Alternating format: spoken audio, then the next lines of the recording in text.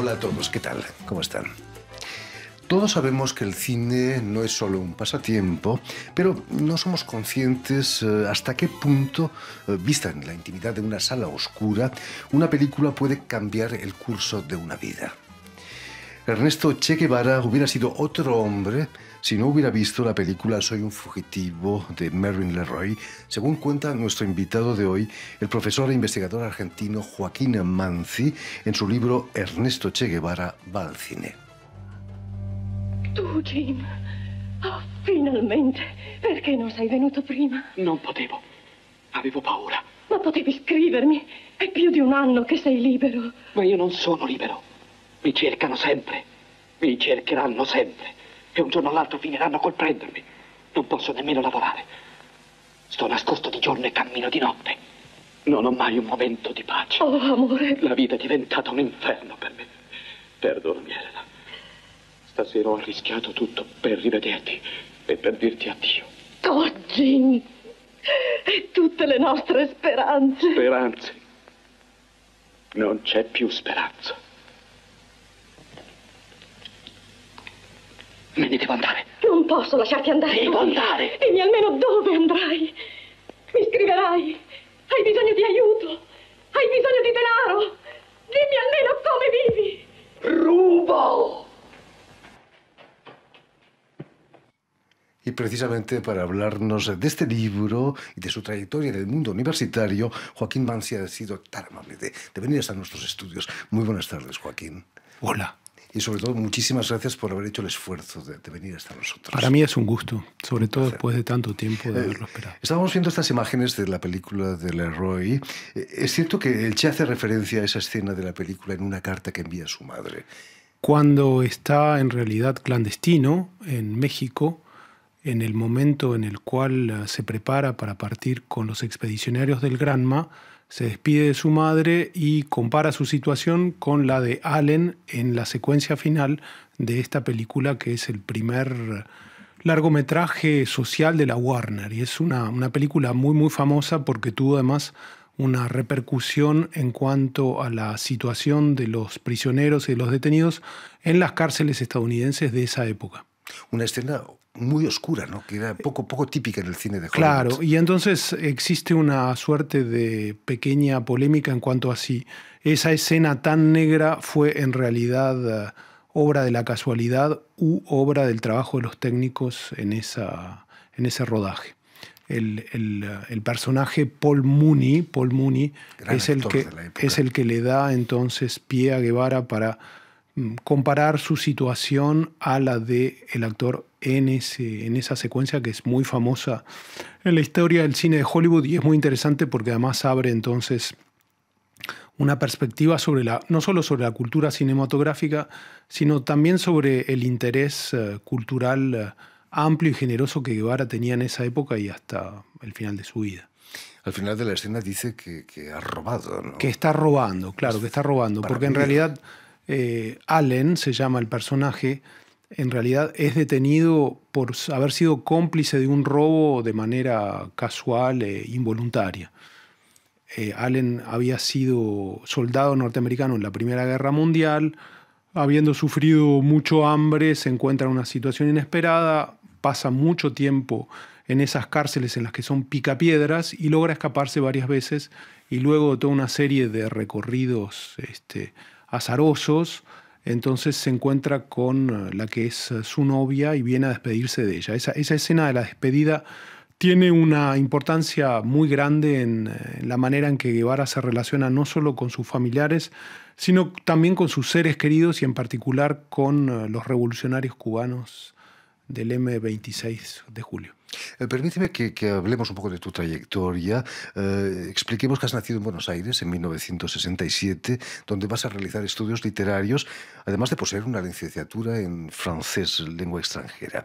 ¿Había razones cinematográficas para aprender francés o no? ¿Cuáles eran tus motivaciones? Bueno, durante la dictadura militar en Argentina, mis padres me llevaban mucho a un cineclub del Colegio de Médicos de Quilmes, donde crecí.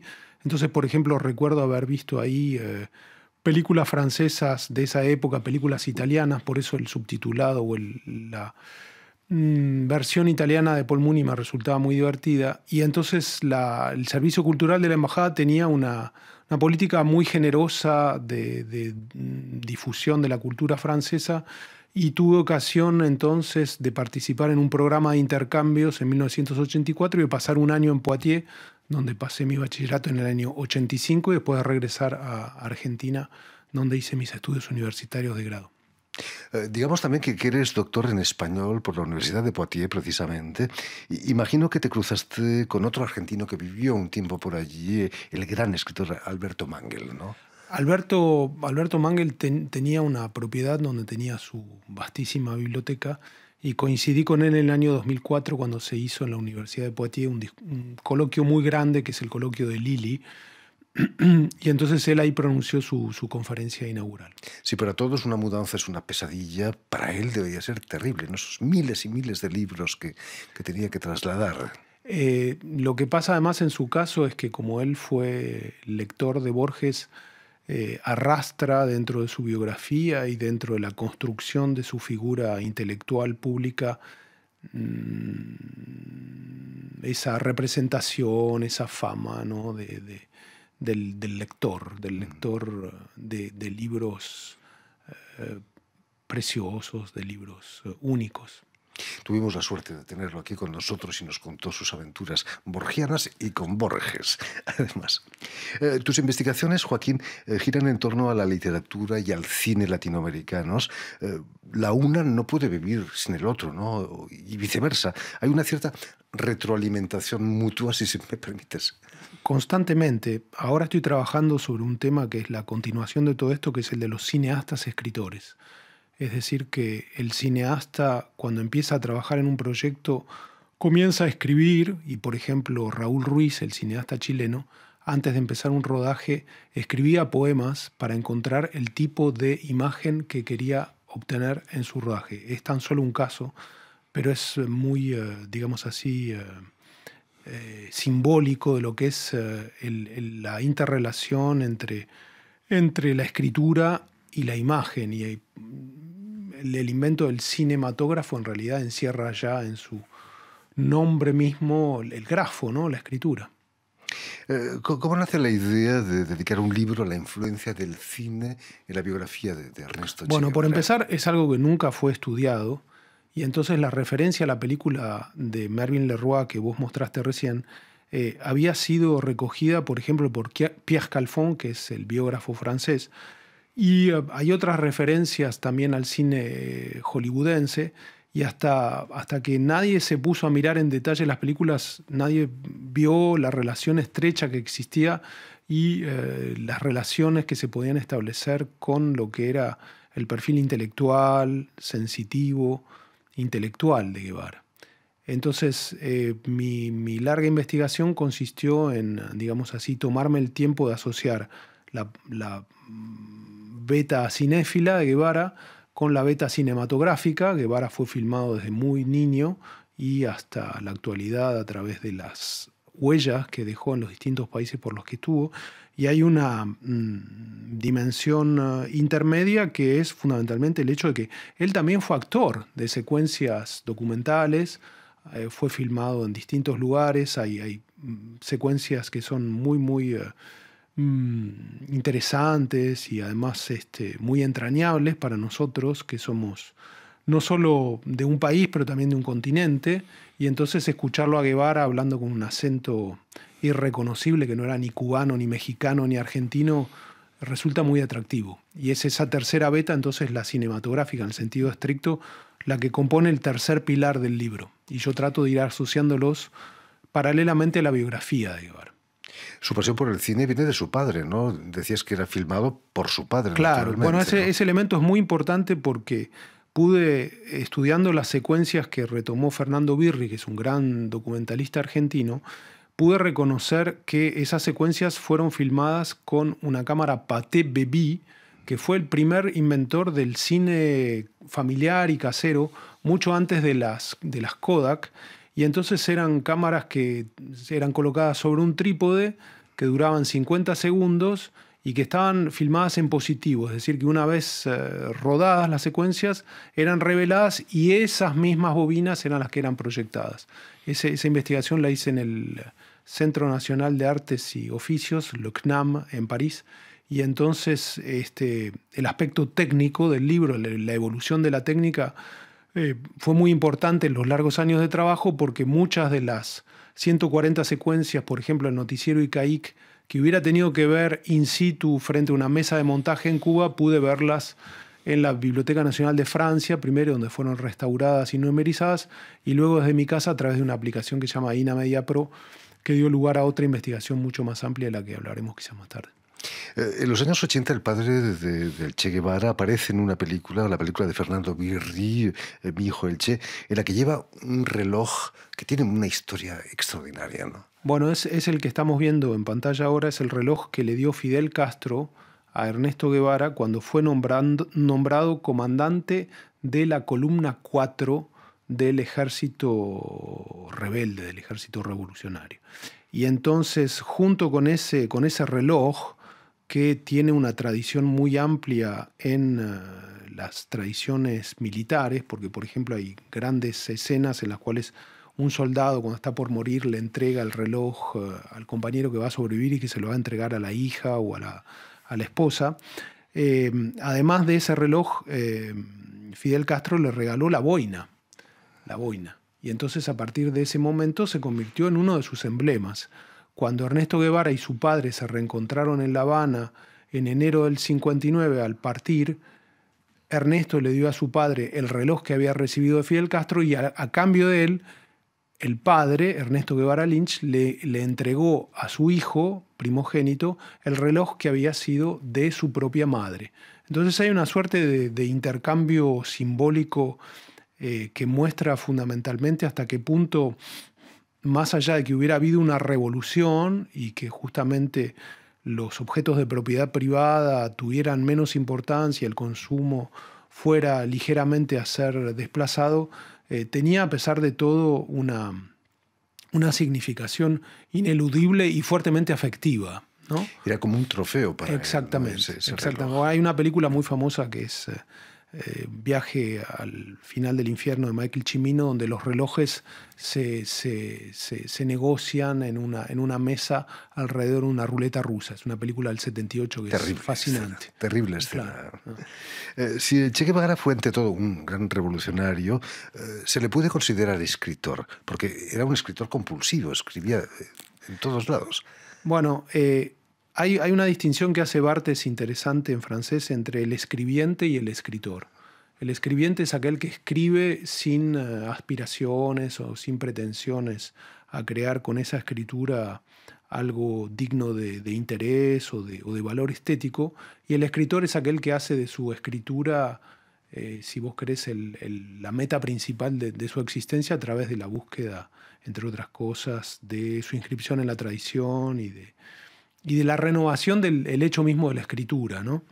Entonces, lo que yo trato de mostrar en el libro es que para Guevara, a través de las escrituras de, por ejemplo, diarios íntimos, de reseñas de libros y fundamentalmente también de memorias, una vez que él había escrito sus libros, lo que había era, por un lado, la transmisión de un mensaje para las generaciones futuras, cosa que hizo también las cartas, que son muy, muy famosas, y fundamentalmente también una constitución de su propia identidad y de su propia búsqueda subjetiva, ¿sí? Eso se plasma a través de las palabras que uno va escribiendo en un cuaderno y que luego son reescritas para publicación o para transmisión. Había un contenido político, sin duda, en esos escritos. No solo, es lo que es interesante. Hay un ensayo muy bueno de Ricardo Piglia, que es un escritor, crítico y profesor argentino que trabajó durante mucho tiempo en Estados Unidos, que es el Che lector, ¿no? Que establece justamente la distinción de la manera personal, subjetiva que tenía Guevara de escribir sus discursos Y entonces dice Ricardo Piglia que en realidad había muy poca diferencia entre una carta y un discurso. Y entonces lo que es justamente interesante es que la dimensión política de Guevara en realidad tenía una raigambre personal, subjetiva, imaginaria, muy fuerte, muy fuerte. Y es eso quizás también lo que ayudó de alguna manera, a pesar suyo, a convertirlo en un símbolo de muchas otras cosas. En los años 60 y tras la victoria de la Revolución cubana, las cámaras del mundo entero estaban pendientes de Fidel Castro, naturalmente, pero también de Che Guevara, ¿no? Pasaba muy bien en la televisión, era fotogénico Che Guevara. Hay muchos elementos muy interesantes que trabajar en relación con eso, porque Che además era fotógrafo. Hubo una exposición de las fotografías de Guevara, y entonces la cámara fotográfica formaba parte de también la objetivación de la guerrilla misma, y digamos así como un elemento de objetivación. En relación con las cámaras, lo que descubrí es que hay un documental muy, muy interesante que encontré en YouTube, que se llama De la tiranía a la libertad, de Guayo, que es un camarógrafo cubano que dejó la isla en 1961. Y entonces él, con Agustín Álliez Soberón, fueron los primeros cubanos en subir a la sierra y en filmarlo a Guevara con cámaras ligeras, y grabar lo que es su primer mensaje al pueblo cubano con una radio que se llamaba Radio Rebelde, en la cual, además de eso, él transmitía los escritos anónimos que publicaba bajo la forma de El Francotirador. Entonces hay todo ese perfil subjetivo, creativo, que lo hace muy, muy querible, muy entrañable a Guevara, ¿no? Estamos viendo imágenes de la fotografía de un artista que ha trabajado sobre la fotografía de Alberto Korda, que convirtió a Che Guevara en un icono. Sin esa fotografía quizás no sería lo que es hoy, ¿no? La fotografía fue sacada el 5 de marzo de 1960 en un acto que repudiaba el atentado de la explosión del barco La Coubre en el puerto de La Habana, donde Cuba recibía armas y fundamentalmente también municiones que venían de Bélgica, en la época en la que ya Cuba estaba sufriendo el embargo norteamericano. Y entonces en el palco donde estaba Fidel Castro pronunciando un larguísimo discurso, como salía a hacerlo él, en un momento apareció Guevara con una cazadora, con una campera y con la boina, y Korda fue muy impactado por el hecho de que apareció en el estrado y que luego salió muy rápidamente y tuvo miedo y disparó varias veces la cámara. Esa fotografía fue publicada un año después en una revista y desapareció hasta que, una vez que Guevara estaba clandestino otra vez más en Bolivia, el 1 de mayo de 1967, esa imagen fue serigrafiada y fue llevada por la multitud en el acto del Día del Trabajador. Hubo un artículo de Paris de Jean Lartegui que lo publicó en julio de 1967 y que lo definía como la imagen que lo representaba a Guevara en Cuba, lo cual no era del todo cierto. Pero más tarde el editor Feltrinelli la utilizó para publicar los diarios de Guevara en el 68, editó pósters, porque además Korda le había cedido los derechos de esa imagen, y a partir de eso hubo Fitzpatrick, que es un irlandés, que hizo variaciones con serigrafías como las que hacía Andy Warhol, y eso le dio, digamos así, la dimensión internacional a eso que es hoy en día un icono. Pierre de Maillas hizo a partir de esa misma serigrafía un trabajo con resina que duró durante 12 horas y que filmó en slow motion. Es un trabajo que se puede ver en línea, entonces la resina al principio está, aquí la vemos intacta arriba, y luego por el proceso químico se desagrega, ¿no? se transforma. Y entonces lo que queda del icono original es nombrado en esa obra el principio de vida, lo que resiste a la vida, lo que es el chi. El chi. Que lo ha cambiado por el Che Guevara, Claro. que lo perdió desgraciadamente. El día de su muerte, naturalmente. Su muerte fue digna del personaje que representaba. Leandro Katz realizó 2 películas sobre su muerte, El día que me quieras y también Exhumación. Son muy duras, ¿no?, como películas. Leandro Katz, como Pierre de Maillas, tiene un acercamiento artístico a lo que es la figura de Ernesto Guevara. En la primera de las 2 películas que mencionaste, que fue estrenada en el 97 y que recibió un premio del Festival de Cine de La Habana en 1997, cuando regresaron los restos de Guevara a La Habana, se interesa por la fotografía que hizo Freddy Alborta el 10 de octubre de 1967 en el momento de la exposición del cadáver del Che, y esa foto fue comparada, por ejemplo, al Cristo Morto de Andrea Mantegna o a la lección de anatomía de Rembrandt por la disposición del cadáver. Entonces, a partir el revelado de esa foto con Freddy Alborta en el estudio de fotografía, Leandro Katz hace una reflexión sobre lo que queda de un hombre luego de su muerte, inspirándose, entre otras cosas, de un texto que se llama El Testigo, de Jorge Luis Borges, que él reescribe. En Exhumación, en cambio, 10 años más tarde, se interesa por el trabajo de Inchaurregui, que es uno de los médicos forenses que, junto a los forenses cubanos, permitió reencontrar los restos de Guevara junto a los de otros 6 guerrilleros en el pueblo de Valle Grande, en Bolivia, donde Guevara tiene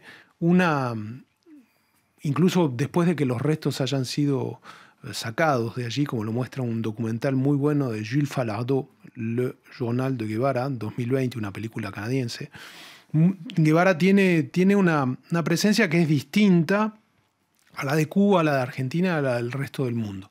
Por haber muerto allí se convirtió Guevara en una suerte de nuevo, digamos así, nuevo paladín nacional también. Es uno de los elementos interesantes que pude descubrir con el libro. Después de su muerte, el cine le ha dedicado cientos de películas. ¿Qué hubiera dicho el Che de películas como la de Walter Salles o incluso la de Woody Allen, Bananas, en la que se burla de la Revolución Cubana? Es imposible saberlo. Lo que es muy interesante para quien se ocupa del cine es observar que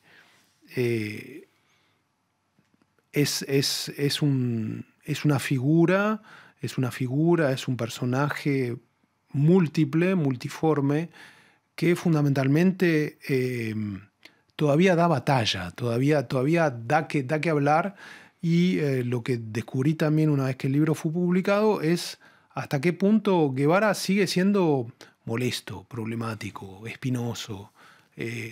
Digamos, no es en absoluto un personaje unívoco o unánime, ¿no? Entonces, incluso en Cuba es digamos así, objeto de polémica. Hay un lugar sobre el que me ocupé gracias a una película de un compatriota tuyo que no es catalán, pero que sí es vasco, que se llama Ángel Catarain, que se llama A la medianoche, que está filmado en la Fortaleza de la Cabaña, donde se realizaban los juicios sumarísimos, entre otros 7 lugares en La Habana, y donde se condenaban a muerte a fundamentalmente los cómplices de la dictadura de Batista. Entonces, Ángel Catarain entrevistó al sacerdote de la parroquia de La Regla, que está en el barrio arriba de la Fortaleza de la Cabaña, que asistía a los condenados a muerte. Y en las paredes de esa fortaleza están todavía los impactos de bala de esas ejecuciones. Esto como para, digamos así, dar justamente una percepción más compleja del personaje, y fundamentalmente como para recordar también que todo eso está vivo, y que puede ser, digamos así, vuelto a discutir, vuelto a conversar. Es muy importante eso. En fin, todo eso y mucho más lo tienen en el libro Ernesto Che Guevara va al cine, o cinéma en francés, de Joaquín Banzi, que ha sido editado aquí en Francia y en francés por las ediciones Mimesis. Muchísimas gracias, Joaquín, por haber estado aquí con nosotros. Permíteme también que te dé las gracias a don Ancien Cahu y a Julien Leng, quienes se han ocupado hoy de la realización del programa, y también saludar a nuestros telespectadores, porque también los tenemos, que nos siguen en todo el continente americano, gracias a la cadena Unión Continental Latinoamérica, UCL, y también de la red TAL, que reúne todas las televisoras públicas y universitarias de América Latina. Muchas gracias. Y a ustedes, muchísimas gracias por su atención y les damos cita para una nueva edición de El Invitado de Radio Francia Internacional.